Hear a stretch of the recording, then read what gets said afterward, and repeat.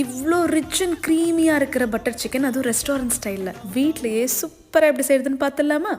நான் இன்னைக்கு boneless chicken தான் எடுத்திருக்கேன். இதில் மஞ்சத்தூள், சீரகத்தூள், தனியாத்தூள், தனி மிளகாய் தூள், இஞ்சி பூண்டு விழுது, கரம் மசாலா, கடைசியாக கசூரி மேத்தி. இப்போ 1/4 கப்புள்ள தயிர் சேர்த்து 1/2 லெமன் பிழிஞ்சு தேவையான அளவு உப்பு சேர்த்து இதை நல்லா பிசைஞ்சு எடுத்து வச்சுக்கலாம். இது ஒரு 1/2 மணி நேரம் ஊறட்டும். இப்போ கடாயில் 3 ஸ்பூன் எண்ணெய் ஊற்றிக்கலாம். 3 கிராம்பு, 2 ஏலக்காய், 2 துண்டு பட்டை, இது கூட 1/4 ஸ்பூன் சீரகம் சேர்த்து 2 பெரிய சைஸ் வெங்காயம், இஞ்சி பூண்டு 4 போல முந்திரி, 3 காஞ்ச மிளகாய், 2 வெங்காயத்துக்கு நான் இன்னைக்கு 5 தக்காளி எடுத்திருக்கேன். இதுக்கு தேவையான மசாலா 1/4 ஸ்பூன் மஞ்சத்தூள், 1/2 ஸ்பூன் சீரகத்தூள், 1 ஸ்பூன் தனி மிளகாய் தூள், 1 ஸ்பூன் தனியாத்தூள், 1 ஸ்பூன் போல கரம் மசாலா. மசாலாவை கலந்து எடுத்துட்டு தேவையான அளவு உப்பு சேர்த்துட்டு 1/4 டம்ளர் போல தண்ணி ஊற்றி நல்லா இதை கொதிக்க வச்சு எடுத்துக்கோங்க. ஆறுனக்கு அப்புறம் மிக்சர் ஜார்ல மாற்றி அரைச்சு எடுத்து வச்சுக்கோங்க. இப்போ ஒரு பேன்ல பட்டர் போட்டு மேரினேட் பண்ண சிக்கனை குக் பண்ணி எடுத்துக்கலாம். சிக்கன்லேருந்து தண்ணி எல்லாம் போனக்கப்புறம் நல்லா ட்ரை ஆக வரும் இல்லையா, அந்த லெவல் கரெக்டாக இருக்கும். இப்போ அதே பேன்ல 2 துண்டு பட்டர், எண்ணெய் ஊற்றி சீரகம் போட்டு பொரிஞ்ச உடனே அரைச்சு வச்ச பேட்டர் அதில் நல்லா ஊற்றி கொதிக்க வச்சுக்கோங்க. இந்த புளிப்பு பேலன்ஸ் பண்ணுறதுக்கு 1 ஸ்பூன் போல சர்க்கரை சேர்த்து ரெடி பண்ண சிக்கனை நல்லா போட்டு கலந்து எடுத்து வச்சுக்கோங்க. 10 to 15 நிமிஷத்தில் இந்த பட்டர் சிக்கன் ரெடி ஆகிடும். கடைசியாக கசூரி மேத்தி தூவி விட்டு இறக்குனீங்கன்னா